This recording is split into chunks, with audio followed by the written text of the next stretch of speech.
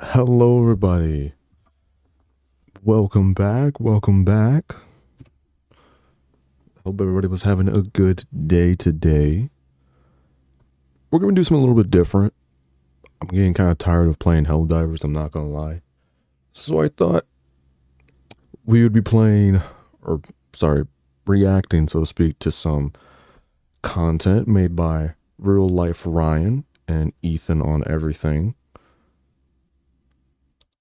And we'll kind of get straight Consider into it. 2025 Oh, that's so loud. That is extremely loud. Holy cow. Honestly, this isn't content I usually do, but I wanted just to try something new today.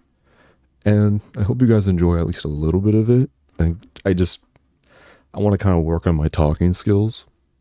So I figured this might be a good option to kind of start out with. And I know it's really different. It's like who asked for this? No one asked for it. But we're trying it. We're just trying it. the year of Resident Evil on this channel, and while playing through all of the video games that I can get my hands on, I also did the unthinkable. I watched every live-action Resident Evil adaptation, and How many Resident Evil adaptations are there? I'm here to talk about them. Truthfully, I'd already seen the first 4 Resident Evil movies in the Paul Anderson series when I was younger, and I liked them back then for what they were, but now I'm watching them having a much better understanding of the game series that they were based on, and oh boy, that makes it even more interesting to think about. So, we're going to talk about the 6 movies in that franchise, the Welcome to Raccoon City movie, and the Netflix TV series version. Beautiful 180, crazy. But let's start with the basics. For the uninitiated, Resident Evil is a survival horror action game franchise developed by Capcom that started way back in 1996 and currently has 8 main installments with a 9th on the way. Holy cow. These are all games, they're not even movies. I didn't realize Resident Evil had so many of these. A variety of spin-off and side games, as well as a series of remakes of the originals.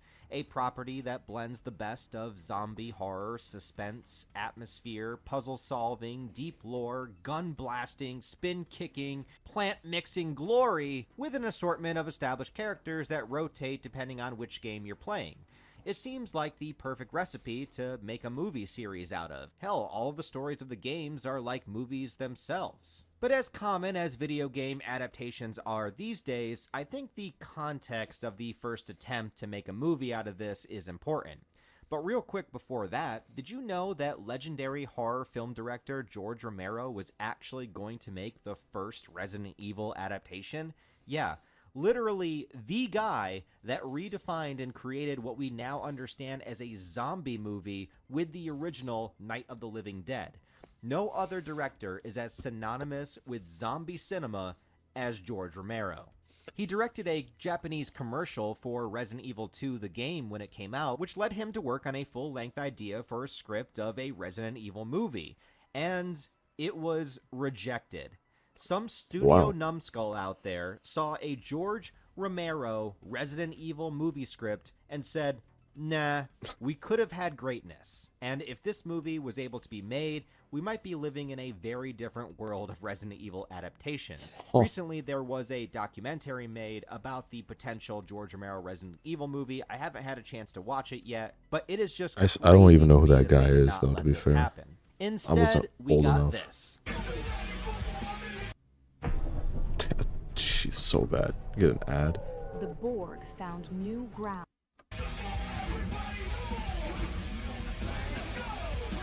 So yeah, Screams. context is still important here. This screams Universal Studios, like Fast and Furious-esque levels of corny, edgy, and cringy at the same time. What you have to remember is that back in the late 90s and early 2000s, video games were not at all taken seriously by the mainstream, and adaptations of them were very rare to get made to begin with, and even more rare to actually turn out to be good. And Hollywood doesn't tend to invest in things that they think won't make them profit. But there was an outlier in this genre. that of the 1995 Mortal Kombat movie, a movie that I personally adore, and though I recognize it's not perfect, for the time period that it came out, it was actually a respectful adaptation. It gets the general gist of the story across of the first game. It had really good special effects for the time, a lot of memorable performances, and that soundtrack kicked ass. That movie was directed by a guy named Paul W.S. Anderson. He made I a must be video game tripping. movie actually work. An incredible feat for the time period. And he was also a legitimate fan of the Resident Evil games. So he was chosen to write and direct the film, which ultimately led us to the 2002 original Resident Evil movie. However, 2002? Goodness, that was even before I was born. this is not a direct adaptation of the first Resident Evil game story. Instead, it borrows elements of the game, notably the underground Umbrella Laboratory, the zombies, the dogs, and the liquor. Oh, and the scene of being stuck when you're trying to remember a code to open a specific door. Paul Anderson stated that the reason he didn't just do the first game story or include any of the game's signature characters was because he envisioned the movie to be a prequel to the games. And I think But that's an awful idea, just in general movie. You would want the movie to represent the actual game, not vice versa. this is important. With that in mind, I think a lot of the decisions he made for the film make more sense. Remember, this is before this became a franchise. Oh. And even though the movie was released the same year as the actual prequel to Resident Evil 0, they wouldn't have had any knowledge about what Resident Evil 0 was about while they were making it. Only the first 3 games, as well as Code Veronica, would have been out at the time. So that's all he had to go on. And he also said that since the game starred different characters, that he figured he would make new characters for this pseudo prequel. And that But if the pseudo characters weren't going to be in the actual game, then it's just a waste of time. That brings us to Alice. Alice is the main character of this movie and of every other Resident Evil movie in the Paul Anderson series. Awesome. She's played by Mila Jovovich, who is also the director's wife. She plays a former employee of Umbrella who wakes up with amnesia in a mansion after an outbreak that occurred in the underground lab. It's really cool to see the mansion aesthetic here, and it's got a slow, mysterious atmosphere and is probably my personal favorite part of the movie, but then it's over in less than 5 minutes as we introduce a team of generic soldier characters and immediately go down into the lab where the entire rest of the movie takes place. Now, truthfully, So the rest of the movie is just in the lab? How long is the movie? I don't really have a problem with Alice's character or Mila's portrayal at all, and considering he was thinking prequel mentality when he made this, I get having an original character. Also, this was 2002. Nowadays, I'm sure they would never adapt a video game into a movie and have the lead character not be somebody from the games. Never mind. But honestly, taking out any kind of one-to-one recreated events of the game, the 2002 Resident Evil movie, to me, is a legitimately fun zombie action movie. It feels so beautifully early 2000s.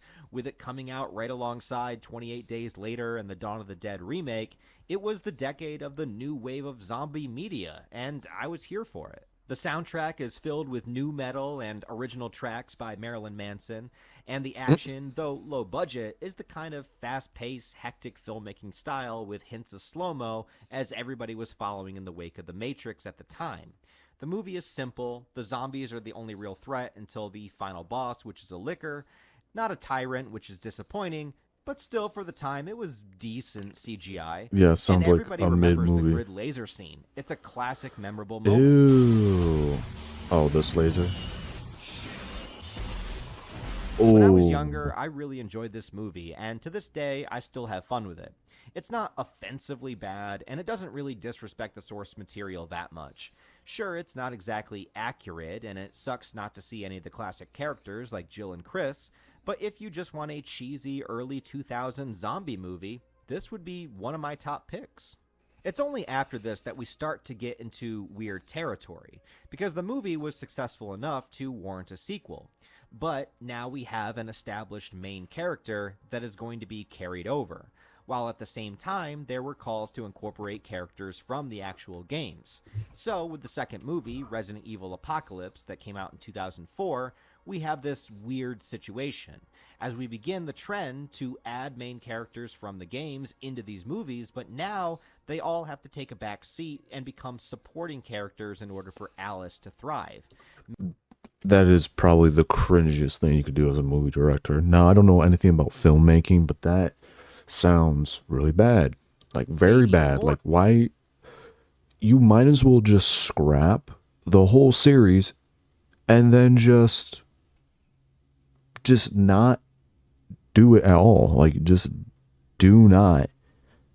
Specifically, just do not continue with the original series. That makes no sense. Apparent by now having Alice infected with a strain of the virus that basically gives her superpowers. Alice is the And we have a ripoff, Adam Wesker. 7 minutes. 7 minutes is all I have to spare with you. Looking one who at gets to do all of the important and badass things, while the other characters stand back and awe at her. This would get exponentially worse as the movies go on, but Apocalypse still manages to mostly be enjoyable to me, and I think balances it the best. The movie takes the premise of its story mostly from Resident Evil 3 Nemesis, and it focuses on the viral outbreak in Raccoon. that is a horrifyingly good image. That is actually kind of lit. I like how edgy, it's edgy enough to get, like, the writing, it screams 2000. Like, I know it is made in 2000, stop saying the obvious here, but this actually kind of looks like a game I would play now. City and incorporates Jill Valentine, Carlos, and a couple of others, as well as the Nemesis. So now, gone was the idea of the first movie being a game prequel because we are now in a brand new continuity. Well, that's good. And once again, I will say, as just yet another early 2000 zombie movie, it works pretty good. This one isn't actually directed by Paul Anderson, instead by Alexander Witt, but it has the same vibe all the way through. Sienna Gilroy plays Jill, and she does a pretty good job here and takes the credit for being the first actor to really portray a Resident Evil protagonist on the big screen. The zombie attacks on the city streets are solid and fun, and as for the Nemesis, I don't think it turned out that bad. I think It kind of looks like a rip-off Scarecrow. I mean, it's kind of weird, but not bad. that the practical effects here are pretty cool, and at least it actually looks like him. Sure, he's a lot slower and bulkier and can't do half of the attacks that he does in the game, but for 2004, with the budget they had, I don't think it's too shabby. That is until the terrible scene where Alice fights him in hand-to-hand combat. Oh. Like, come on, man. Way to make Nemesis not seem that intimidating. But again, when it comes to nostalgia for me, nostalgia can be a bitch, and this was my favorite Resident Evil movie when I was a teenager, and that might mostly be because of Jill, but I also love zombie movies that take place within the city streets. I'm a sucker for that Why is she... Wait, hold on. Why does she kind of look like Laura Croft? city streets. I'm a sucker for that kind of horror carnage, and I still love this movie, both for the memories I have, and I think it's a very entertaining film to watch today. I like the style, I like the aesthetic. I'm I was just... I'm Yeah. a fan of this one. But by the next movie in 2007, Resident Evil Extinction, this is where things start to get iffy. Oh. The Raccoon City outbreak in the games is solved Return of the Living Dead style, where they nuke the entire city and destroy evidence of Umbrella's involvement. Well, that kind of Oh, what's up, Rumble? How have you been? happens in the movie universe, but now in the movie continuity, by only the third film, they committed to just having a full-blown zombie worldwide apocalypse. Wait, so... Oh, I gotta add. But I generally do not get why The third film they went to the... Like... drops us into an entire world that has been ravaged by the virus. But it doesn't make any sense, because how come you're going to get a game that goes into the continuity of a prequel, then goes back to the original game, and then you decide to just offset that again? Like, it doesn't make any sense to the plot of the movie, in my eyes. So there's not even a possibility of taking influence from any of the other games at this point that come out. That's pretty much what I just said. At least story wise. It's no longer possible because now everything has to be post apocalyptic. And Alice's superpowers in this movie are reaching critical mass. She may as well just be Tetsuo from Akira at So basically, she's 11. Like that's what I can compare it this to. point. She's basically unstoppable. This movie also starts a trend where it does not satisfyingly follow up on the events of the last movie. See, each movie ends with a kind of cliffhanger, and from this point forward, that cliffhanger is either ignored or immediately done away with at the start of the next movie. And So pretty much, like they really just didn't do anything to Expo. They were like, just make a new movie. Let's just cash grab. this movie, Alice starts separated from the group. Jill is just gone, which apparently was due to the fact that the actress couldn't come back, so I guess it's good that they didn't just recast her. In order to Fair replace enough. her, we get another character from the games, Claire Redfield, played by Ali Larter, but it drops us into a completely new scenario from where we left off. A compliment Okay, like yeah, like this never happened in any of the games, and even in lore, this doesn't make any sense. I will give the movie, though, is I do like the chosen aesthetic. It all takes place in the desert and mostly during daylight hours, which helps all three movies so far feel very distinct in their identities. And it's sort of in line with the games in the fact that they all have very different locations. The zombies look great here too, very decayed, looking like they've been out baking in the sun for a while. But this movie also starts a lot of the things that I hate, including the cloning aspect. This What in the world is this? What in the CGI is this? And I'm sorry, how did you clone them to have the same dress and same outfit on? Like, this looks like a really bad modeling photo shoot. film's human villain, Dr. Isaacs, is continuously cloning Alice to try to find a cure and control the infected, as well as having this Day of the Dead reference, trying to domesticate one of them. But I don't know what Day of the besides Dead is, Mad but Max vibes of the desert wastelands and some okay action, a lot of this movie will just have me scratching my head and wondering why. Alice's psychic powers are way too OP, as she can block flamethrowers, levitate things, and even take out satellites. Like, what? Part of what makes the games exciting is that you're a regular human. Well, okay, you're a very well-trained human, but still, you have to manage your weapons, your ammo, your resources very carefully to survive. You would never be a character that can just use this immense psychic power to solve all of their problems. It feels very out of place. this reminds me of like Stranger Things nowadays. From anything past season 3 just doesn't make sense and would not be even realistic at all. Like, it just would not make any sense. And it's just, I think Stranger Things, it was good, but it just ended up being bad way later than what it really just should have been. I think it was one of those things where it lived long enough to be great, but it lived for too long. I think they should have ended it way long ago. And I think that's what kind of is happening with this already. Like, it really should have been done. It really just should have been just done away with. Like, the whole aesthetic is just bad. Isaacs turns into a tyrant for the final battle, and he looks pretty good at least, but the cliffhanger here suggests that Alice is going to unleash all of her clones and take vengeance on the remnants of Umbrella, which sounds like a recipe for disaster. And it was. Resident Evil Afterlife from 2010. Yeah, this is where we go off the fucking rails. As much as I can appreciate the first three movies from an action movie guilty pleasure standpoint, the next three movies are a totally different ballgame. Paul Anderson returns to direct this one and the remaining two, and what a return it was. They immediately take away the cliffhanger of the last movie here by having all of Alice's clones attack the underground Umbrella facility and all die except for the quote, real Alice, who is then depowered thanks to some virus strain injection or something. So, what was okay? I'm pretty sure I saw Adam Wesker. Hold on, let me. Was that had? Am I like losing it? Real Alice. That was Wesker.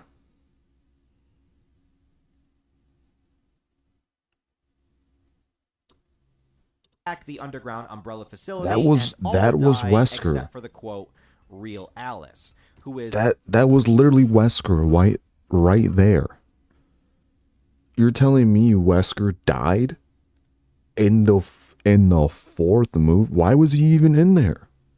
then depowered thanks to some virus strain injection or something by Wesker, and then she's left to fend for herself. Oh, so okay, he didn't die, but Wesker was there, but he just said that the clones killed everybody, but then proceed to... It doesn't make any sense. Like, I'm losing my mind. Like, I don't get, like, why can't they just make a movie with a very simple, basic plot? Like, why do they need to overcomplicate the movie? I guess, to be fair, I wanted them to get rid of her powers, and I didn't like the clone stuff, so I should be happy about all this, right? No. Well, I would be if the rest of the movie wasn't so obnoxiously absurd. One of the biggest issues in this movie is that it came out during the last wave of 3D movies and was one of the many victims of films at the time that were specifically shot for 3D, and now years later, they end up looking very dated and weird. Everything is flying at the screen, the shots seem so goofy without the 3D element, and the slow motion here, dear God, the slow-mo in this movie. I don't mind slow motion in general. It can be a good way to increase dramatic tension and the emotion of a scene, but there is so much goddamn slow-mo in this movie. I swear, if the whole thing was regular speed, you would shave off at least 15 minutes of its runtime. Fights are in slow-mo, people staring at each other in slow-mo, you name it, it's probably in slow-mo in this movie. Look, this movie had an aura form, okay? Like, there was no saving this franchise. And unlike the first three, this movie doesn't really have its own identity with its aesthetic and seems like a lesser version of what we've already seen. The main portion of the movie is in a big city, but it's really mostly inside of one building, as Alice arrives here and they're trapped because they can't get the plane working. But she does find Chris Redfield. Yes, it took 4 movies, but they finally introduced the other main character of the first Resident Evil game. Wentworth Miller plays him, and he does a pretty good job, and it's cool to see him alongside Claire, who does return in this film as well. But he is skinnied. He is so skinny. These clothes are not doing him any justice. This whole fit, I'm not worried about her. I'm worried about him. His whole fit is whack. And what is that godforsaken beard? What is that? What in the absolute... Like, look at this haircut. Haircut's not even trimmed. Dude look like he on the Darwin scale. Like, what is this? Oh my goodness. This looks like the... I don't even... like. Oh, this is so bad. Well, once again, we get this iconic, fantastic character from the games who all have to play second fiddle to the Alice show. Even the scene where Claire could have been the one to take down the big Axeman, it's Alice who, of course, has to deliver the final blow. Like, Cringe. come on, you couldn't just give that one to Claire. The water's killing me. The water is killing me. The back half of the movie is once again inside of a facility. Like, okay, what is this clothing? Genuinely whack. And the main villain here is Wesker. Wesker was actually introduced in the third movie, but he doesn't get a chance to shine until this one, and shine he does. This movie came out a year after the 5th Resident Evil game, Like, okay, do you guys see what I'm saying? Look at this. Dude looks like he's juiced, healthy set of hair. The beard, either that's the lighting or if that's something different, but he doesn't look like a dirty Sanchez. He looks like a chivaled knight. And there's no problem with having a dirty Sanchez look. But this does not do the original character any justice. And the outfit is green, not gray. Like, where... I get they were trying to do something different, but where's the originality? Like, where is the effort into this franchise? Prominently features a souped-up Wesker as the antagonist, and they did their best to adapt that version of him here. The result is this kind of mix of absolute corniness along with some genuinely fun moments in the vein of an exaggerated... He just did the same move twice, but we're gonna ignore that. ...mustache-twirling villain. But then, big surprise, Chris and Claire are taken out of the fight, and it's Alice who has to be the one to put him down, at least for a bit. Wesker isn't fully defeated here, and he shows himself to be so ridiculously powerful in this movie that he obviously has to be the main villain for the rest of the franchise, right? Right? Oh. Nope, it doesn't matter, because they're just going to radically shift directions once again. The movie ends with Alice, Claire, and Chris being attacked on a boat from the sky from, dun dun dun, Jill Valentine, now under Wesker's control, again mimicking Resident Evil 5 the game. So does this mean that we're going to get Jill and Chris side by side in the next movie, the two main characters of the first Resident Evil game? Absolutely not. No. In fact, I have no earthly idea if Jill and Chris... That has to be dirt. Like, that has to be dirt. There's no way. That's a beard. There's no way. in the movie universe even know who each other is. In the fifth movie, Resident Evil Retribution from 2012, the opening scene is the attack on the boat, played in, you guessed it, slow motion. Except now, it's backwards. For some Oh my word. I would have lost my mind if I watched this movie. reason. Chris and Claire are both not in this movie whatsoever, and it's never addressed if they died or escaped. But wow, this movie, this could be the worst or the best Resident Evil movie. Why are there so many in one congruent area? I'm not even going to get on that. It's not even a How point. you want to look at it, because it doesn't really have a semblance of a plot, and it's pretty much just non-stop action scenes the entire way through with a huge barrage of fan service references. And if you're into that, you're probably going to have a good time. The first part is just Alice, abducted by Umbrella, put through a series of scenarios that mimic previous movies, and then she meets Ada Wong, another character from the games. And I don't know if it's because they thought audiences wouldn't be able to make out her accent, but this poor actress's performance is completely overdubbed by somebody else, who actually happens to be Ada's voice actress from the games, so take that how you will. What? What? We need to cross 2 more test environments to escape. Let's move. But this movie also has clones galore. Somewhere along the line, this whole movie series just became about clones, so previous characters return like Rain, Carlos, and James, and it's just an excuse to get the past actors back into the movie because their real characters are all dead. Plus, the clones don't act anything like them, so they're not even playing the character they were before. They're literally just here as a body to point at the screen and say, hey, I remember that person. It's not like we actually get the real characters back. So they were literally just Donna's loving the decoy. sound of selling and earning on vintage. Oh, so another ad. Don't That's wear crazy. It, sell it.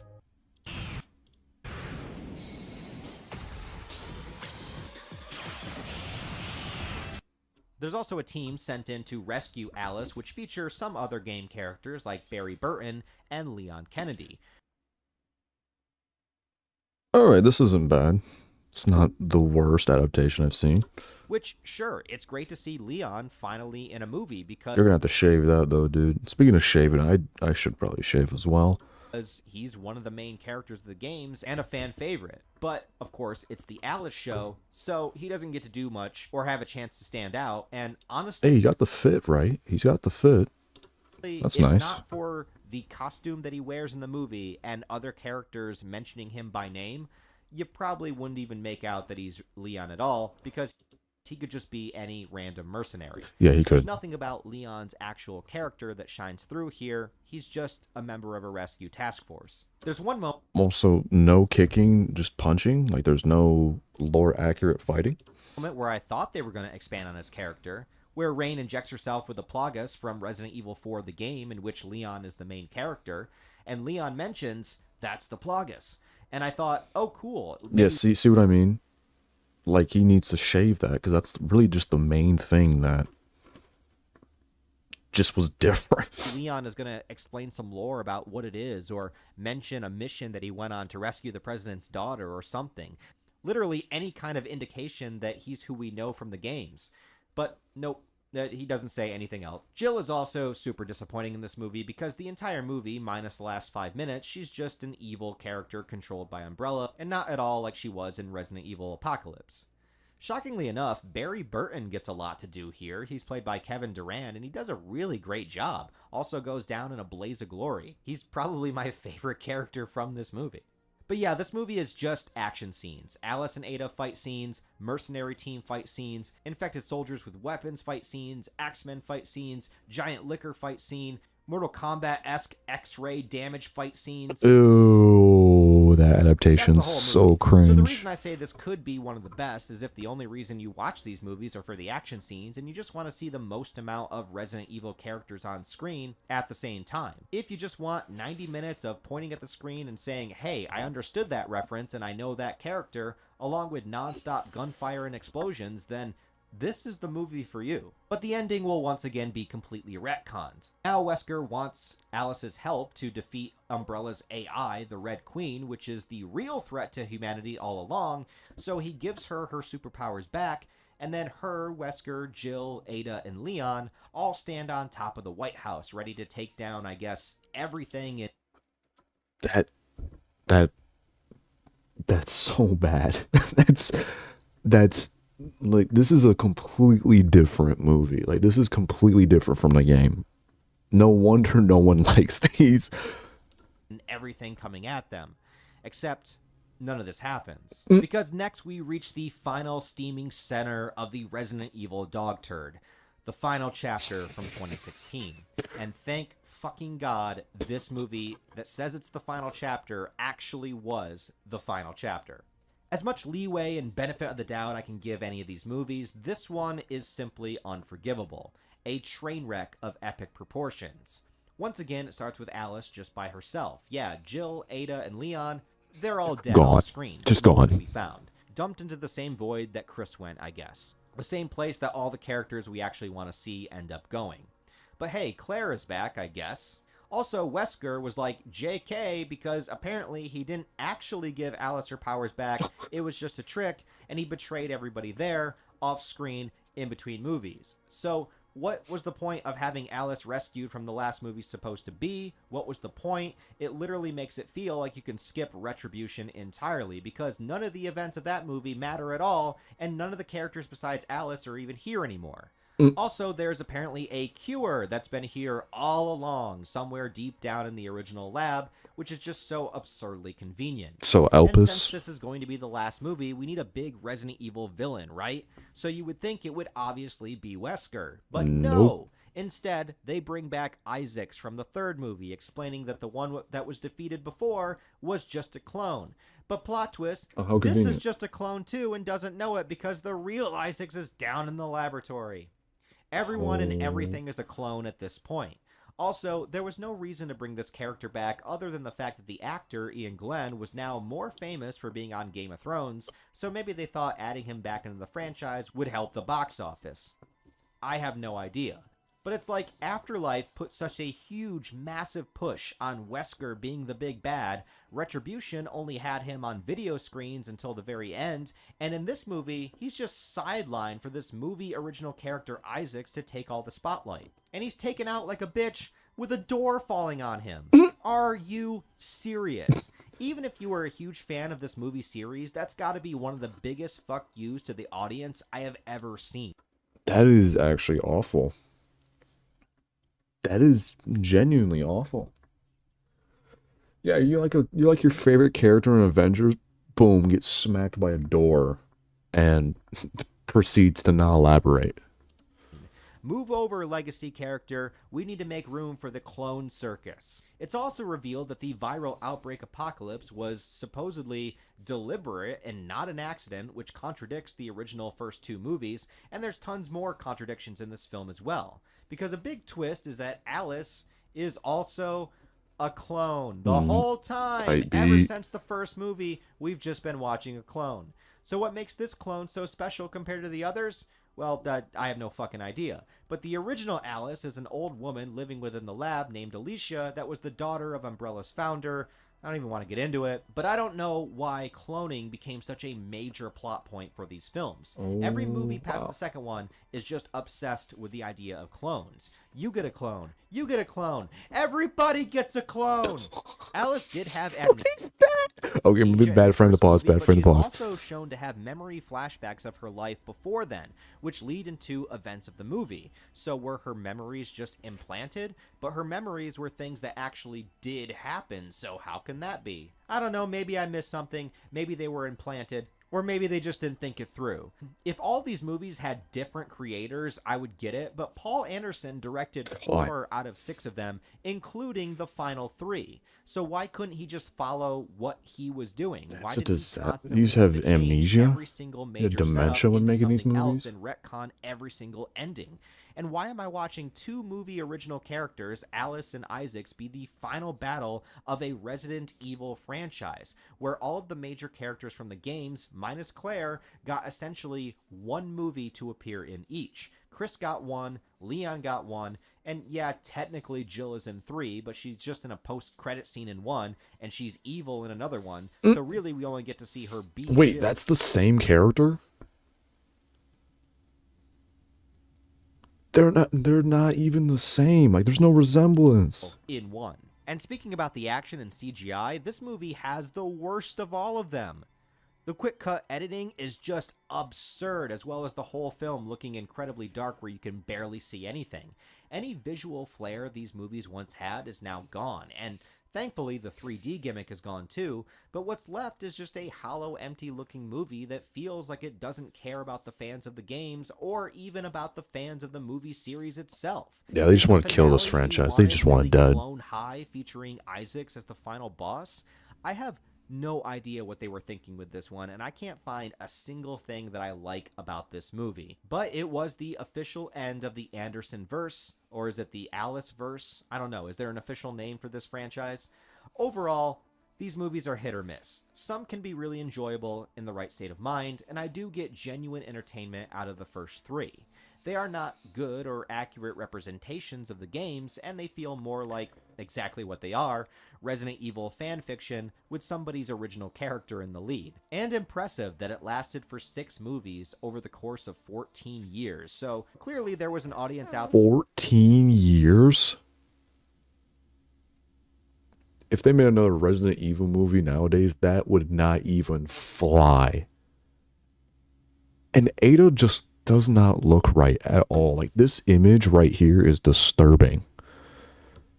There for this somewhere. But now let's jump forward a little. Oh, 5 years later, no. in 2021, there would be a They made another one? Oh, no. Oh, didn't mean to do that. reboot attempting Resident Evil on film with some drastic changes. Okay, who is this? Who is this? I kind of know who you are. Who is this? This is probably Chris Redfield. Is this Resident Evil 0 or is this Resident Evil 2? Because it says Welcome to Raccoon City. Let me listen. Previous incarnation. Resident Evil, Welcome to Raccoon City. It was written and directed by Johannes Roberts and conceptualized to be a horror movie with some action elements, and attempted to adapt basic story outlines of the first 2 video games, which may have been a little too ambitious in hindsight, making the movie feel a lot less focused, but I want to focus on my positives here first. I had a lot of people tell me this movie was terrible, but after watching the last few Alice movies, this one honestly felt kind of like a breath of fresh air. It's no masterpiece, don't get me wrong, and there's plenty of problems with it, but honestly, hate me if you want to, I kind of liked it. Mostly I liked the way it was filmed. The director said he was going for something like a John Carpenter's The Fog, a very spooky, dreamlike atmosphere, longer, lingering shots soaking in the surrounding areas, and I definitely felt that. It feels very much like a late 70s, early 80s film, minus the CGI that shows up. But it has a really good visual style, in my opinion. One of the first scenes of Claire looking into the woods and seeing an infected, that's just good horror shit. And probably since I'm very much more a horror movie kind of guy, this movie resonated a lot for me. There's certain scenes of tension that I think are effective and give you time to live within a scene without a massive amount of just non-stop cut editing. Take one of the first zombie attack scenes, for example. How the camera is on Claire, it pans down to the kid, and then pans back up to her as you see a zombie break in from the background. You would never see a slow and controlled, structured shot like that from one of the Alice movies. And there's a lot of scenes that are just very well controlled like that. And yes, this movie's characters are the main characters from the games. Finally! Oh, Not all okay. of them are as well realized as I would hope, but at least they actually got to be the focus and do things. Wait, hold on. So wait. Oh, that's a woman. I thought that was a man. Let's move on. Claire, Chris, Jill, Wesker, and Leon are all the main characters. I'm sorry, that's Leon? That's Leon. Yeah, no, the director was not cooking. And wait, why is Leon literally Beck from Victorious?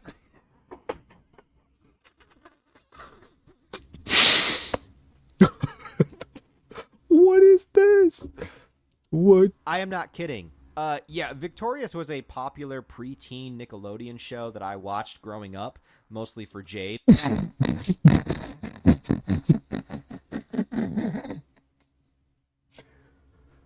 I can't. No, we're moving But that's on. the only other thing We're I've ever moving seen on. this actor in, and I haven't seen him since. I genuinely would have thought this was Charles from Umbrella Corp. No, he looks like a disaster.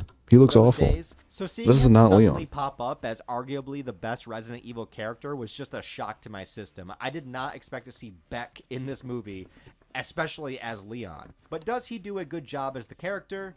Nah, I don't know. I guess if you ever imagine Leon as a sleepy and hungover person, then I guess. I mean, Okay, in the original lore, he technically did break up with his girlfriend, in which he did drink. However, for the entire duration of the original video game, he didn't have a chance to drink once because he was just hungover. And that's why he was late to Raccoon City in the original lore. So if that's his whole character base, then obviously this movie, I've never even heard of this movie before until mentioned in this video. So of course it's probably not doing numbers. he's good at what he was told to do in the movie. Sure. It just doesn't feel like Leon at all. Like I said, this movie isn't perfect. The movie takes place in 1998, which is canonically when the Raccoon City outbreak happens in the games, so the characters were all using technology that would have existed at that time, and it helps it feel more like the era it's supposed to take place in. Fair enough. The police station looks exactly like it does from the game. Unfortunately, they don't really explore it other than the main lobby. Also, Mr. X never appears. Yeah, The other main Mr. X would have been location too is the OP. Spencer Mansion, which again at first looks incredible, but our time at both locations are severely limited. I think that's the biggest flaw of the film, is that it's trying to adapt two games at the same time. But Resident Evil 1 and 2 are very different in their setting and set completely apart. But it does feel like an attempt was made here, which I appreciate, and I like some of the actors' performances a lot, especially Robbie Amell, who plays Chris Redfield. Oh, yeah. He does a phenomenal job. That looks like If Chris they just Redfield. had focused on only the first game with him as the main character, put more budget into the mansion, then I think it would have been at least 10 times better. The battle with the zombies in the mansion, though short, is a spectacle, simple yet effective. There's a lot of creative ideas, like being in a dark room and having just the flash of the gun muzzle to light up to see the surroundings, or moments where Chris has to keep a lighter lit to see, which is also a reference because the lighter is very important in the game. And we get that classic shot of the zombie eating the first victim and turning its head towards the camera, which is exactly how you meet the first zombie in the first game. Oh, so good little reference right there. Yeah. Take the next step in treating your moderate to Yeah, severe Chad, I ulcerative might buy colitis stuff. with I might Entyvio, the buy only gut-focused treatment. YouTube Premium. But it's strange because the movie is jam-packed with material, but on the other hand, it also manages to kind of feel slow, and I don't know how that's possible. Like, the first real big zombie scene isn't until an hour into the movie. Really? But somehow, the movie manages to add in both these two locations from different games, all of the zombie stuff, a liquor, Lisa Trevor, who turns out to be an important piece of the film, Chris and Claire's childhood backstory, Wesker's portrayal, and the Birkin family, with William Birkin becoming a tyrant at the end. Oh, that is way too much. That is way too much for a movie. This movie must have been like 3 hours long. I've watched this movie twice now, and I still don't know how they jam-packed all of that stuff in under 2 hours, but also held off on the action for 2 as long hours. as they do. Its low budget forces it to not really show us a lot of Raccoon City beyond the police station for a few hours. We're told the outbreak is going on, but we don't really get to see much of it. We don't see the city bombed. We don't even really get a whole lot of info other than some brief scenes with Birkin.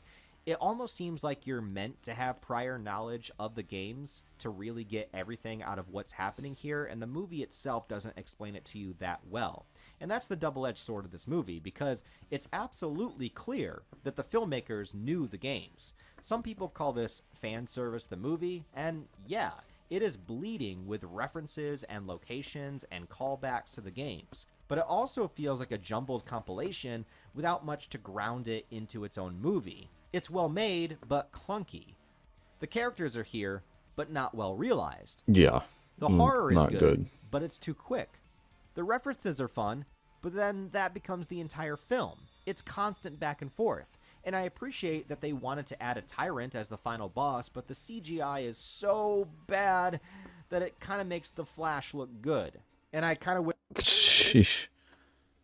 Yeah, I watched The Flash. The Flash was not good. Like, I never enjoyed that entire franchise. Also, what type of variant is this? wish they just try to do something practical. My overall thoughts is that it's a very flawed movie, but I did get enjoyment out of it. Oh, and since franchise movies can't be made now without a post-credit scene, Ada Wong shows up and gives Wesker his sunglasses because I guess we needed an origin story for the sunglasses. What? Unlike the last batch of movies, this one never got a sequel, but honestly, I didn't even know this movie existed until I looked it up. I never saw a single trailer for it. I never saw it when it came out in theaters. Maybe it didn't play near me. It seemed like it went very under the radar. So maybe no shock that this was a one and done.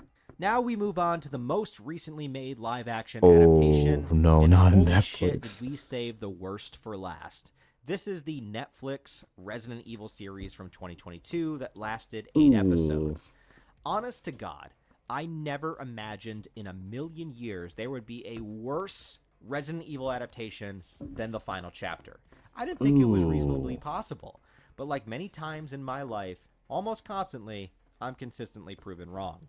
Watching the Netflix Resident Evil series is a baffling experience, and I wanted to give up so many times, but force myself to push through.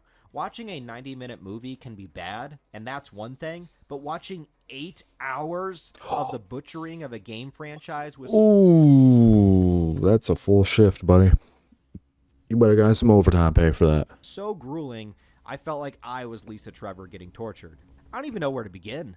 The series is not about any of the game characters once again, and focuses on 2 original characters that are sisters, and it has 2 stories that are happening with them simultaneously. What? One of them as teenagers, and one of them as adults in an apocalyptic future. So yes, once again, So pretty much a jumbo of nonsense.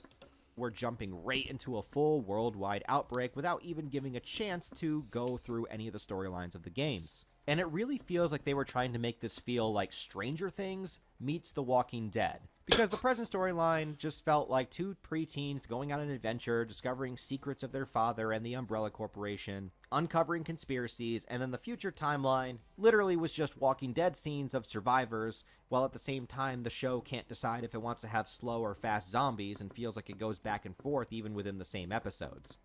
The show kind of keeps the canon of the games, but it's all off-screen. In this world, the Raccoon City outbreak did happen in 1998, just as the game lore says, but that's just the backstory, and we're in the present time.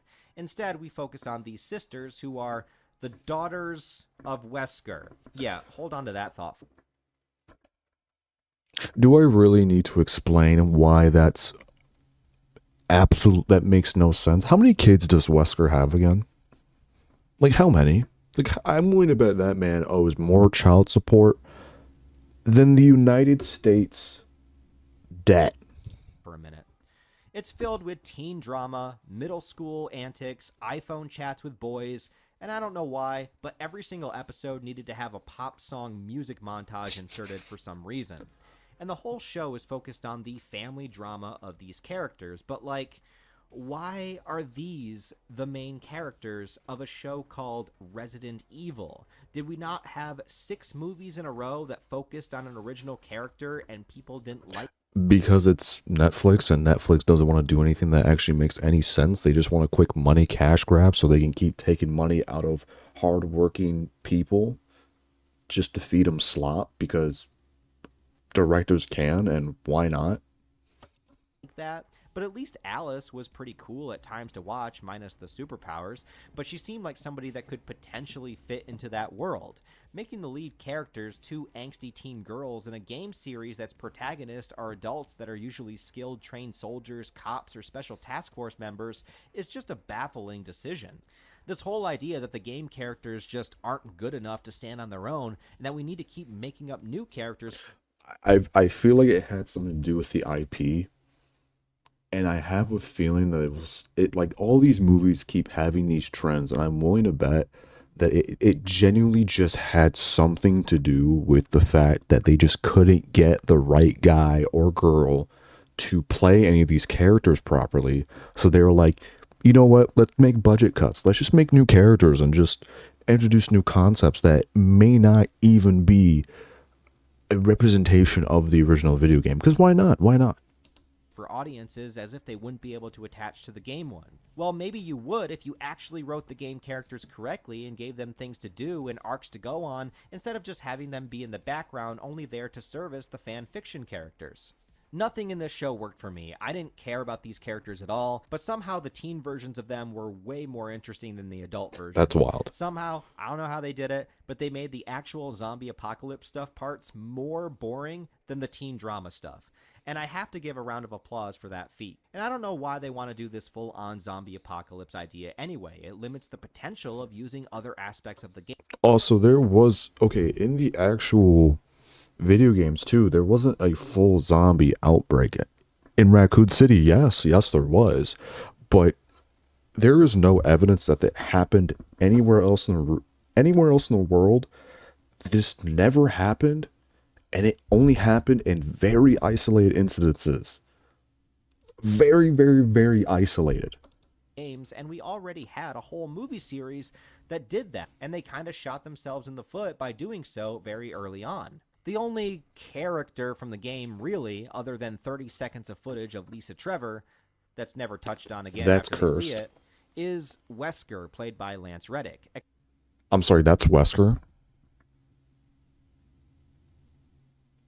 I'm not even gonna get into it. It's a waste of time. Except this isn't really Wesker, because it's a clone. Yeah, we're doing clone.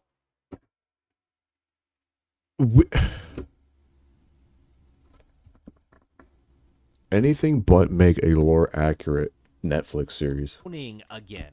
It honestly feels like the creator of this show only reference for Resident Evil were the Alice movies, and they took every single idea from those films, with the exception of any of the good stuff or fun action, and put it into the series. Look, I love Lance Reddick as an actor, but he doesn't look, sound, or act anything like Wesker.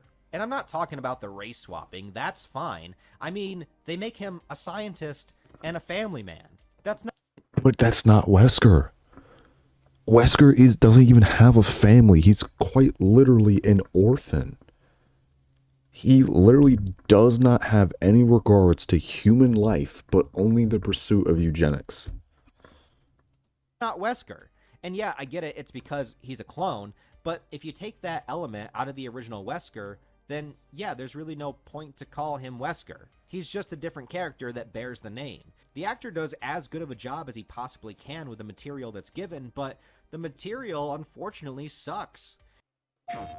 You can't make a good character with, like, a bad script, you know? It's like you can't make a good pizza It really without the bread, without the dough, you know? It's feels just like not this good. could have just been a standard zombie show, but they somehow managed to slap the Resident Evil branding on it, and they just changed a few things around, like renaming the corporation Umbrella, and Okay, no, seriously. feels like this could have just been a standard zombie show, but they somehow managed to slap the Resident Evil branding on it, and they just changed a few things around, like renaming No, the seriously, what is the context of this? What?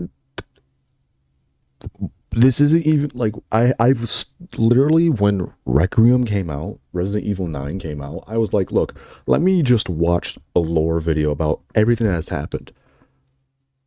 What context or Easter egg does this even have? What is this? This looked like a ripoff of Freddy Fazbear. He glazes right over it, but I'm generally stuck on this. Corporation Umbrella and Lance's character Wesker, and then bam, now we got instant Resident Evil. Nothing about this show felt like the franchise at all. It is the farthest removed and most detached entity there could possibly be that bears the name. I didn't go into this show wanting to hate it. I didn't know anything about the show. I didn't know who the characters were going to be or what it was. This would have been way better if it was just an original series and did not have Resident Evil. Like, if it just had nothing to do with Resident Evil, I'm willing to bet this would have done like a sixth a set. I did the thing by accident. I didn't mean to do the brain rot thing, but I'm like, that was a genuine, accurate, like genuine rate. You know, I'm gonna move on. Going to focus on. But not far into the very first episode, I knew something was wrong. And apparently, I'm not the only person who feels this way, because it was canceled just 1 month after the first season premiered. Oh, nice. Which also Yeah, made me think figured. this had to just be a money laundering scheme by Netflix again. I mean, it just doesn't make sense otherwise. And I wasn't kidding when I said it felt like half Stranger Things and half Walking Dead. It's like people in corporate offices somewhere were looking at what shows worked for them before and tried to mash them together with a popular IP as the title. Anyway, I'll stop ranting now, but I hated this show just so much. As of right now, there is yet another Resident Evil movie reboot in the works. This one is set to be directed by Zach Kreger, who also did the movie Barbarian, which I thought was pretty good for the most part, and he's doing a film called Weapons that comes out later this year that I'm hearing very good things about. So I guess we'll just keep our fingers crossed for that one. A tentative release date for that film is September of 2026, so I guess we'll see. Oh, great. Yep, we're cooked. We're Please, cooked. for the love of God, just adapt the first game into a movie and have the main characters actually be the main characters. No more OCs, please. But okay, how about we end this video with some rankings? Here are my personal opinions on the live-action Resident Evil, worst to best. At the bottom is obviously going to be the Netflix series. Basically has nothing to do with Resident Evil other than having the name Umbrella and some zombies in it. After that is definitely the final chapter. Just an abysmal I'm gonna be honest. I like the video, but I do not care about the ranking. The ranking is pretty much like fighting to be in last place. Let's do some Leon lore by Ethan on everything. Hey, AT&T just gave me their best deal on the new Samsung Galaxy S26 Ultra. I'm telling everyone.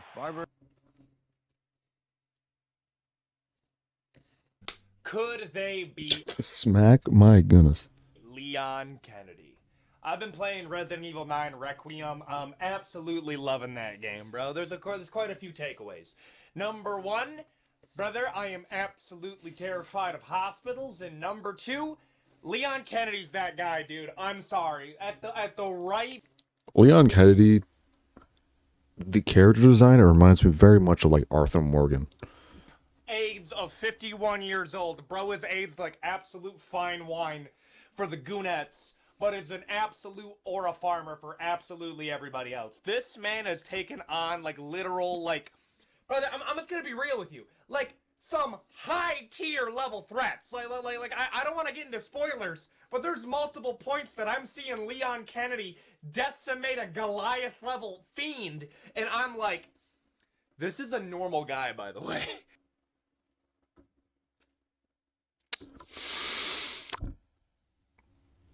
I like Leon as a character, but this glaze is crazy.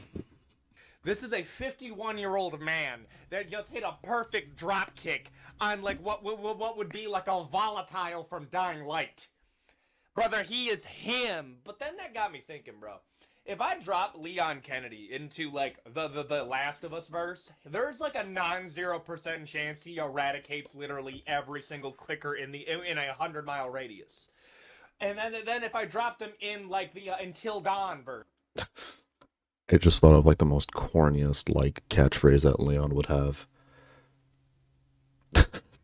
No, I can't. It's too corny. I can't say I it. had him face off against a Wendigo. Brother, he bending that wind to go over, bro. It's gonna be What? quick. But Ew. hot take here. I can see a scenario where the nemesis from Resident Evil 3 actually does beat a Leon Kennedy. And then that was the inspiration for this video today. This is not the 300k special, let me preface that, but I'm really loving Resident Evil, and I want to make a Resident Evil video that isn't the lore video so I can get this out. And the actual 300k special is still happening. Don't worry, don't worry. But I want to give you guys this video today, okay? And if you enjoy it, please consider like, comment, and subscribe. We are trying to get to 500,000 subscribers before the release of GTA 6. That is the goal. And with all that out of the way, let's get into the video. Let's go. Walkers from The Walking Dead. Brother, I'm sorry. Grace, Ethan Winters would be the Rick Grimes of the Walking Dead verse. Let me tell you something. Let me tell you something right now. Like, what was his name? I forgot his name. Well, I forgot his name. I generally forgot his name, but it's the guy. They're in the woods. You get bit. You get bit.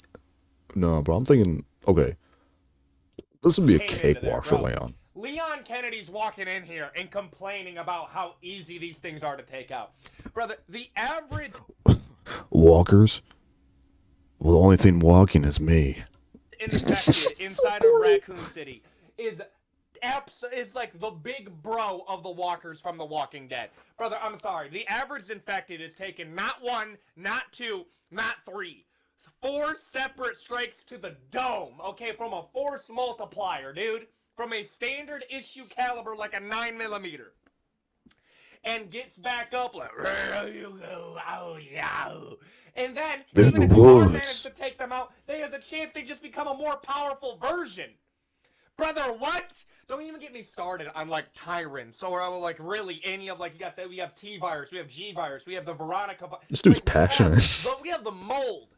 Brother, the mold from Resident Evil 7 is more difficult than the Walking Dead wildfire virus, dude. Like, I'm sorry, Leon Kennedy, this is a fodder enemy. Like, this is nothing. This is below T-virus level zombie, dude. Brother, Leon Kennedy strolling in there, going down the street, and Quite getting literally the entire easy thing mode. taken care of within 1 day. Done, brother. Fodder. Clickers from Last of Us. Brother, let's go like any chord. Clickers? I'm gonna shoot my rifle until the rifle clicks. No, I can't. I need to go to bed. I can't do that. No, clickers. No, yeah, they're cooked. Leon would just, like, look, Leon went to his city, and the city got bombed. They're just gonna do the same thing. The sub-zombie, dude. I'm gonna be real. He's a Hot he's a take. fungus. The clicker is like the average T-virus infectee. Yeah. Yeah, But, no. but like you have the clicker and you have the liquor. They ran out of good MF Doom here. names for these, bro. But whatever. We could have come up with any other name, but whatever. Brother, I'm sorry. Leon Kennedy is strolling up to the average clicker inside of it, really like any population center, and he's strolling up, kneecaps gone, hitting them with a spinning wheel kick, and then they're done. Let's get a brute. Brother, a brute is like 1/4 as dangerous as like a normal tyrant, dude. Yeah, a brute. In my opinion, a brute from The Last of Us is probably the equivalent of a sponge to Leon. Like, if we get the PM12, the Requiem, what they call the assault revolver, like the thing is gonna die before the bullet even penetrates into the recoil and aura coming from Leon himself and that hairstyle. Like, it's just gonna disintegrate. And it's also the entire base of the zombie is from a mushroom. It's from a fungi that controls people. And so, like, Leon would have been like, yeah, just found a cure. It was in a plant. Like, Don't even get me started on, like, I haven't even gotten into, like, brother, this is how crazy it is. I haven't even had to bring up Leon Kennedy feats to justify any of these rankings. Like, I'm not gonna start with, like, the new weapon that he has that's, like, Requiem. And Requiem is effectively, like, The PM12. The PM12 that is a 50 caliber revolver, may I mind you, that is illegal to get according to United States Customs, but it was made in Russia. Imagine if I take like 308, like an actual hunting cartridge, okay, and then I fill it up with whatever ammo is meant to be like an antivirus versus whatever infected he's going up against, and then I put that inside of a revolver. Okay, comparing the PM12 to a 308 is an absolute insult to Russian engineering. This guy does not know weapons, but what do I know? You know, like, just a casual cat on the internet, but like a 308, are you talking about .308? Like blackout? Like, what are you talking? What, this dude's yapping. That is cosplaying as a revolver. Brother, that thing is a rifle. I'm sorry. Okay, look, like, we've already had gun experts on the internet talk about the PM12 and the gun specifically used. It's not a 308. It's a 50 caliber. That's why when Grace holds on and she shoots the Requiem, her hands go flying past her head and she has to bring the handgun, the revolver, from the back of her head to finally aim at the enemy because it's so strong. Leon, of course, just hands it like one-handed, but like you can cough that up to be because, oh, he's special forces, oh, he was with the government for about his entire life. He got coerced in the government when he was 21 after the explosion because he was being interrogated, and regardless of the fact that he may be 58 to like 59, he's been a special agent for over 40 years, 4 decades, half a century. Like, let's just, of course he's going to have the handle to be able to withstand the blast of a 50 caliber just from experience alone. One shot gone, low diff. The only reason I'm saying low diff is because, you know, no, I disagree. I'm going to say Fodler. Between Umbrella Corp, the BCAA, Terra, and the other companies, like, this would have been the coronavirus for them. Like, this would have been easy. One and done. Also, I don't know why on stream it's like the colors are gray. I don't know why stream just doesn't like green, but we're gonna move past this. This is supposed to be yellow and this is supposed to be green. I don't know why stream is picking it up as a completely different color, but we're gonna ignore that. But no, I disagree with the rating. I would put a clicker and a brute at the same level as like an average T-virus infectee. Low. I would also say maybe you can even compare it to a G-virus, maybe, or the Las Plagas. Actually, no, this would actually be better compared to the Las Plagas, in my opinion. Because if you think about it, that's how the clickers and the Las Plagas are really kind of playing out to be, because they're still living organisms inside of a host. So it's a parasitical relationship. And if you follow biology, they behave very similar. However, the clickers have control over their own body. The Las Plagas, if you are able to withstand the host, you can control others that have been infected by Las Plagas. And they also created an entire religion around it. And in this case, for the clickers and Last of Us, they haven't really done that, or at least from what I understand. If he's clearing it easily. Volatiles from Dying Light. Volatiles are the only thing that I could possibly see. I actually don't know anything about this franchise of games, so I'm actually going to not say anything about it. Like Leon Kennedy having some trouble against. But this is the problem that I'm running into. I think a volatile from Dying Light is at or slightly above the level of difficulty of taking on a liquor in Raccoon City. Honestly, bro. Like, actually, dude, it might be easier. It might be easier to take on a volatile because they have like an outrageous weakness to UV light. And I'm sorry, bro. Like, we gloss over. Oh, Dying Light, that game. Okay, but UV light? If their weakness is UV light, then Leon just can get a 9mm with a UV light flashlight, flash him, and then be one and done. I don't get it. Having a weakness to UV light is an absurdly easy weakness to like take advantage of. Okay, like it's not that difficult to get like a UV light to start to aggravate a volatile. And then from that point on, yeah, they're kind of superhuman, but I'm like 50-50 on Leon Kennedy being considered a normal human. I don't know. I'm gonna let him keep talking. Okay. But now we can start getting into his bag, okay? He has a standard 9mm. He has Requiem. He has... Oh, I'm gonna need you to pause right there.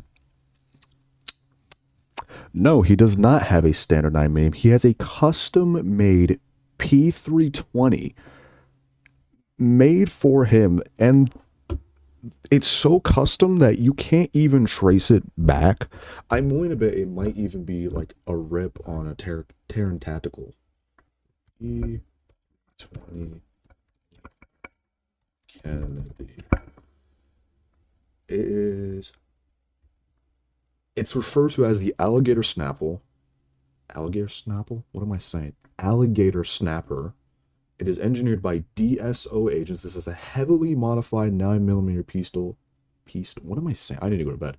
This is a 9mm pistol. Features a compensator attachment and extended frame. Dominant despite. So it's based similar to a SIG P320 AXG Legion and incorporated custom slide serrations and extended dust cover to hold PMM style compensator. Saying this is a standard 9mm is as smooth brain as Brendan Herrera's average Darwin Award winner. Just saying. Actually, bro, we don't even have to go into there, bro. He's like a master of just about like most... Brother, he's John Wick! I'm gonna let that slide. Who's John Wick? Dude, he might hand-to-hand combat-wise be able to take out a volatile. Brother, if I put Kyle Crane again, dude, beefed up Kyle Crane versus Leon Kennedy, I think Leon Kennedy could win in a hand-to-hand combat, even if he goes in the beast mode. That's how much of a menace this man is, dude. But okay. But can he beat Ethan, save the franchise and his family Winters? Could he do it? I'm just saying. We'll put it in probably a bottom of mid diff. I don't. I'm not gonna say anything about that ranking. I'm not mad at it, but I'm willing to bet it's gonna be low diff. I'm willing to bet compared to Leon's low diff. I can say this confidently: the volatile is a smidgen higher than a normal clicker. Yeah, so it's low diff. Mid diff. It's low the diff. Xenomorph. Oh, that's a good point. Because the Xenomorph is actually very intelligent. This is something that I would say that might actually be a considerably good challenge. Also, the fact that they rapidly reproduce, depending on like which lore you take from it. I also probably shouldn't move, but Also, I should have said this at the move beginning my of the video. character. Every single entity inside of this list has to be, like, not supernatural. It has to be biological in nature, because I could cheat and say, oh yeah, well, he's taking on the alternate from Mandela Catalog, and he actually can't take them out. And that's just not as fun. Pyramid Head. Pyramid Head is not a physical being. I have a feeling that if the Xenomorph was relevant to the Resident Evil lore, I'm willing to bet majority of the organizations that happened and like 75% of the lore would just be gone. It would have to be redone. You see what I'm saying? I want to keep it like strict, like physical beings, maybe a little bit of supernatural, but like not too much. The Xenomorph high sci-fi, okay, has acidic fluid going out its entire body. So there's a scenario. Okay, well, every single Resident Evil character has quite literally the same thing, but just more biological than a virus. Like, the real concern for a Xenomorph is the fact that it has the capability to hunt you. I don't think I care about the biological volume that a Xenomorph carries. I don't. Scenario that I can see Leon Kennedy trying to. This is also like another version of a souped up Las Plagas. This is like an extreme case. Like, this is like Adam Wesker level of diabolical, we're talking. Level this thing, put this thing in a body bag, turn this sci-fi creature in the past tense, and then all of his liquids get all over him. I can see that scenario happening. But this is the problem that we're running into. If this is like an alien isolation xenomorph, that could be a problem. But I immediately have to... Leon, there's no way Leon would be in a situation where he's isolated, because he hasn't done a mission to where he's technically been isolated. He's been backed by the U.S. government for his entire career. He's a liability, but an asset at the same time. So it doesn't make sense why he would be isolated, and he would have found some way to communicate with any entity or government. And every time Leon is in a video game, there's at least 4 different characters and 2 different companies that are trying to get the same product or result, but for different intended purposes, and it's Leon's job to make sure none of them get it, otherwise the world just falls in shambles again. Bring it back, because I remember xenomorphs getting no-dipped inside of Aliens or Alien 2, and that did kind of ruin the horror for me a little bit, because now I look at it and I'm like, Leon Kennedy, if he gets his hands on one of those weapons, okay, and brother, those are self-aiming rifles, by the way, like... What do you mean self-aiming? What are you talking about, dude? Dude, if Leon Kennedy gets a hold of it, he's smoking them. But it's a mid-diff. It is a mid-diff. We haven't even crossed in the high diff. You know, I would actually compare this. I'm kind of curious. I would say the Tyrant actually might win compared to this. I would argue that the Tyrant, because the Tyrant is smarter than the Xenomorph. The Xenomorph is an animal. The Tyrant is a soldier. But it's kind of head to head. Like that's more of like a chat GPT question, I guess. Yet, because the durability of the Xenomorph is in its ability of, if it gets its fluid on you, it's just gonna melt you. Well, I mean, again, too, like Leon could wear special equipment and suits that fight against it, rendering it weak. And the Xenomorph's intention is also to spread its like off seed, whatever you want to call it. I'm trying to make it PG. So if Leon just doesn't get close to it, then he's fine, I guess. I don't know. And if it's close quarters combat, then I favor the Xenomorph. Actually, you know what? No, I think Leon would have made this crazy adaptation to fighting. I feel like Leon would somehow stand a chance. Just plot armor. Because close quarters combat, I'm going to put it in... I disagree. I have to disagree. I'm going to go mid-diff because, okay, I get that, but we have to acknowledge the fact that this is a similar scenario with the Las Plagas. He also is immune to the original infection in his lore, so how does that play into this? You know what I mean? Like, it just doesn't add up. This ranking just doesn't add up for me. Because I'm saying these two are low diff or Fodler. This might be justifiable. This is mid diff. This has to be mid diff. High diff, because I can now we're in the creatures. No, this is mid. Having an ability that has mid a diff. counter to a Leon Kennedy, and I think this is like its acidity. I'm gonna put it in the high diff. No, mid diff. Jason Voorhees. Fodler. We don't even need to get into it. Fodler. I'm sorry. Resident Evil 4 and Requiem, he fought zombies with chainsaws. Why do we need to include him? Like, it doesn't make any sense. Pennywise would have been a better comparison. Or like a matchup. This is just your average dude. Like, Chris Redfield just punch him in the stomach and dude would have just exploded. Like, this dude would have died on spot. I understand. Grace would have been a challenge. Probably would have been a challenge for Grace. Just said nothing supernatural, and Jason Voorhees is supernatural. I'm sorry. No, he's not. No, he's not. No. Hold on. Let me Google this. Jason Voorhees supernatural.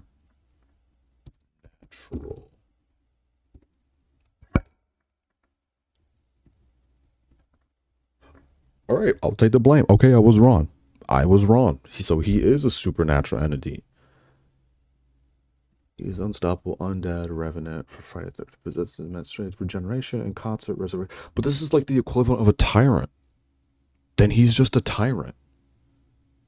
Resurrected often by lightning or occult means, becoming a living corpse. So he has to get either a lightning strike, occult means. So he's like a Frankenstein. Yeah, Umbrella Corp would have just taken it. Like Umbrella Corp would have been like, yeah, make this guy a tyrant. Superhuman strength, crushing skulls, going through concrete. Yep, tyrant behavior. Like literal tyrant behavior. Like Mr. X level. Jason survives fires, electrocution, explosions, and decapitation, regenerating damage at high rate. Also tyrant. Jason goes to hell. When destroyed, his demonic soul can be possessed by others, confirming his demonic non-human nature in later storylines. Yeah, just Mr. X. Just basically Mr. X. Where we are Medium still def. within limits. Medium to Let's high. be real I'll here. give him that. Hot take. Jason Voorhees is like a tyrant level threat. Yeah, like he see, we agree. We agree on that. We agree on that. So he gets it. Okay? I think that's the case. They're walking in, they're walking slow, they do the little bit of an aura farm as they do high shoulder walk towards you. They punch you and they like actually blast you like a solid 15 feet away. But I'm gonna be real here, dog. The average tyrant is stronger than a Jason Voorhees, but Jason Voorhees weirdly is more difficult to finish than a tyrant. So this is the problem that we run into. Okay, according to what I got from the search, I agree with that statement. I just think Jason Voorhees is just more tedious than Mr. X. I think if we took Leon from Resident 2, this would be a serious problem for him. But if we take Leon from like Resident 4 to now, yeah, this is just a Tuesday. This is too easy. Leon Kennedy has experience against enemies that you actually have to eradicate every part of them in order to get rid of them. And the problem... But his soul, it said in the Google, like from the thing that I saw, it says that he could be repossessed and reincarnated. So, I mean, he can survive fire. So how do you get rid of him?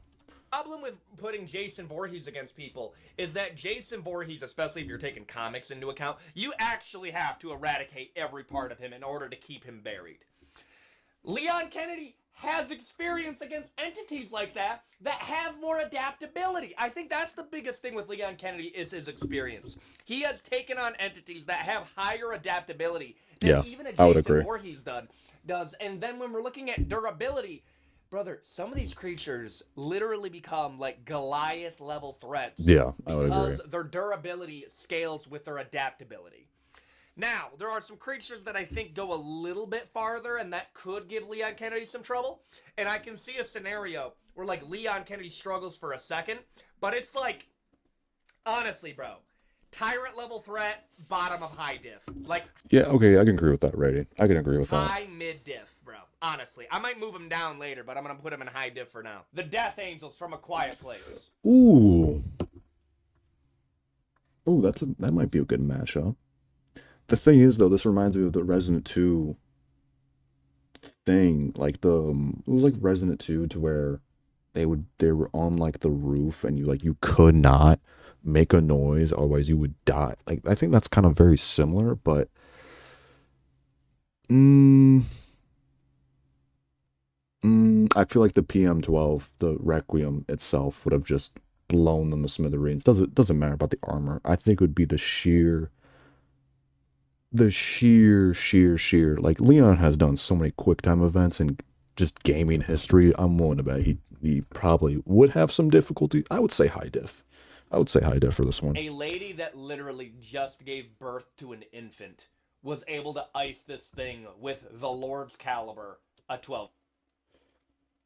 I mean, the Lord's Caliber is a 45 ACP, but it's not wrong. I'll let it pass. But keep in mind, the daughter had to use her hearing bud to throw off the monster in this, so medium to high diff. I guess it depends on what resources Leon has. Games. In the words of my father, if there is a problem, no, not the words of my father, in the words of my grandpappy, if there is a problem that you cannot solve with a 12-gauge slug, look up to the Lord and say, guess I wasn't able to solve it, huh? The point that I'm trying to make... No, you go to the best other caliber that God made, the 45 ACP. Here, dog, is if you can solve it with the 12 gauge, Leon Kennedy's gonna solve it with something smaller. Leon Kennedy's getting this one done, bro. Okay, Yeah. now, All right, I yeah. will say this. The speed and the durability is gonna be a problem, but it's like mid-diff. Ooh. I say the Death Angels are actually more scarier than the Xeomorphs. I'm gonna say depending on which Leon we're talking about, I'm actually going to say high diff, but I guess I don't disagree with mid diff. Mid-diff, bro. That's really where the Death Angels, I can see that. If he gets swarmed, it's a problem. Yeah. But a standard Yeah, I would agree with 1v1 that. dude, I'm sorry. He's cooking him. He's gonna cook him. Yeah. The Wendigo from Until Dawn. Um, Kind of supernatural, but like I don't know anything about this one, so I'm gonna let him talk as well. not really though. Okay, I'm sorry. The Wendigo from Until Dawn is the same level of supernatural as some of the quote-unquote infected that we're getting inside. Actually, yeah, no, I'm standing on that, bro. That's not me breaking my rules. The Wendigo, okay, has a weakness to flames, has a overly complicated way in taking them out, either burn them alive and separate their heart from their body, or they're just gonna keep on coming back. Again, Leon Kennedy's only going to struggle if the Wendigo is able to get the jump on him. But again, I'm gonna say this right now. Leon, borderline superhuman level of reaction time. Master of pretty much every weapon that you can name, bro. Okay? Like if we're going through everything, I don't think you can name a caliber he hasn't used once. Brother, the first game he's in, he uses an RPG. I didn't see a Wendigo tank an RPG round, bro. I didn't see a Wendigo get hit by an anti-material weapon. I didn't see the Wendigo get quick-scoped by a Requiem. I didn't see any of that. Therefore, I question whether it'd be able to happen. I'm gonna say low However, diff. the thing that the Wendigo has, very smart hunters and ambush predators. That's inherently going to give them an advantage, but that's like a mid-diff. Mid-diff level threat. I'll let him have that one. Mid-diff. I don't really The know much. Demogorgons from Stranger Things. Leon, the type of dude to be like, yeah, send me to the upside down. What about or just something like, yeah, no. He's gonna make 11 look like an embarrassment. Like he would win 10 out of 10. Doesn't even PM12. Boom, done. Shot to the head. The most inconsistent creatures I've had. Brother, I put Demogorgons in the same league as I put, like, Viltrumites from Invincible. Yeah, he's mid-diff. Definitely mid-diff. And how inconsistent they are at how powerful. Brother, I'm sorry. Like, Demogorgons at one point are tanking multiple, like, 5.56 to the body and head, and it's absolutely nothing. And then on the other, and on the opposite side of the spectrum, they get no-diffed by some random chick with a kitchen utensil. Oh, I know what he's talking about. I know what he's talking about. Oh my god. I'm sorry, I should have given you guys a cross-out warning, but oh my goodness. I'm gonna say bro, medium they diff. could not make up their minds. Like, they wanted to have, like, yeah, a proud moment. She's able to take them out with a kitchen utensil. Way to take away literally like all stakes when it comes to the Demogorgon, because how are they tanking shots from a 5.56, but they get no diff by a kitchen knife? Not even a kitchen knife, bro. What was it? Like a broken bottle? Like it was something dumber than that. Either way, brother, I'm sorry. I'm putting the Demogorgon low diff. Yeah, Low I'll diff. give him that. I'm going to scale it off its like lowest tier, and it got taken out by a broken glass bottle. Leon Kennedy is taking this one out. Okay. What about Vecna? Okay, like Vecna is pretty much like an Adam Wesker, but he's like a mental. Like he can get into his head, but I don't. That might actually be. Oh, that might actually be a good matchup. Vecna versus Leon Kennedy. I don't know about that one. I think Leon would still somehow win, but it would be like high difficulty. I'd say it would be a battle. Easy, It would be a low battle. diff. Necromorphs. Okay, I don't know anything about Necromorphs. That's tough. Okay, people are gonna be like, well, the Necromorphs and the T-virus adaptees, those are the same. No, they're not. Brother, I'm sorry. Like, the Necromorphs are such a menace. They are literally the in-universe answer to the Fermi paradox of the reason that we can't find any life in the universe is because the Necromorphs take them out and turn them into Brethren Moons. Okay? But this is the problem that we're going to run into with the Necromorphs, okay? The problem we're going to run into with the Necromorphs is I can still see Leon Kennedy winning, bro. I don't know anything about this. I don't know anything about Necromorphs. See Leon winning. But I'm not going to lie to you, though. It'll be tough. Like, Leon's going to need... Like, now we're into enemies that he's going to need a little bit of prep time. And I could see a scenario where a Necromorph, this is the first time taking them, brother, headshots do absolutely nothing. You actually gotta bisect them. That's how powerful these things are. But I can't say confidently that he would lose. Does that make sense? Like, I can't say confidently that he would So lose 50-50, pretty much 50-50. Kennedy. But that is a high diff, bro. Not Yeah, everybody's Isaac it sounds Clarke. like it. Well, Isaac Clarke's not as experienced as Leon. Yeah, Isaac Clarke literally has, like, god-level plot armor, though. Like, no. Like, I'm sorry, if you really want to go down it, like, Leon survived situations based off plot and aura farming. Isaac Clarke, it is very strictly just pure desperation, schizophrenia, and a whole heaping ton of plot armor so thick that it weighs down the entire plot. I am putting this in a high diff, though. Nemesis from Resident Evil 3. Let me get you with a hot take, bro. He's marking I this think the dude. Nemesis would be able to beat Leon Kennedy. What was Resident Evil 2 then? No, gently answer. Like, what was Resident Evil 2?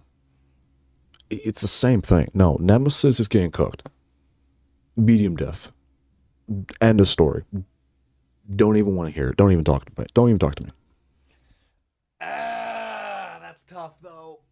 Because, first off, Jill Valentine's basically a super soldier in and of herself, bro. I'm sorry, Jill Valentine is her. Bro, I might have to do a video in that, bro. Heroines be going crazy sometimes. Leon Kennedy is going to have trouble with the Nemesis, bro. It just keeps on coming. Every time you try to put it down, it comes back a little bit stronger. But I can't say that he would 100% lose. Like, you see what I'm saying? Like, Leon always has that thing that, like, out of nowhere.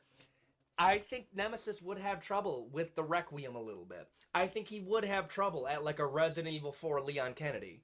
I think... All right, I'm going to have to pause it there. So I hope everybody enjoyed, but I hope everyone has a lovely rest of your night, and bye. Sorry to cut it short, but I